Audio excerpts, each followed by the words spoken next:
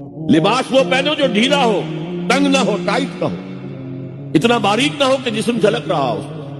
اپنے گریبانوں کے اوپر اپنی روڑنی ہوتی ہے بکل مار لو، تاکہ نسوانی حسن کا ایک بڑا حصہ ہے یہ چھاتی جو ہے، اس کو اور ایک کور ایڈیشنل مل جائے، کرتا تو ہے ہی، تو وہ سر پر بھی ہو اور اس کا ایک بکل جو ہے تمہاری سینے پر بھی آئے، ایڈیشنل کورنگ۔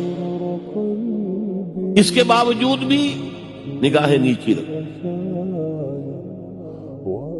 باپ کی نگاہ بھی نہ پڑے تمہارے نسوانی حسن، وہ بھی مرد ہے، بھائی کی نگاہ نہ پڑے۔ اہل ایمان تم بھی اپنی نگاہیں نیچی رکھو، اور اہل ایمان عورتوں تم بھی اپنی نگاہیں نیچی رکھو۔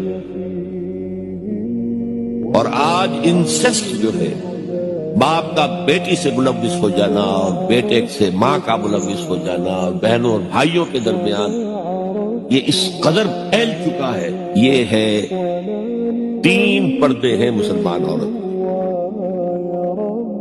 جس کو آج بالکل ختم کرنے پر مغرب تلا ہوا ہے۔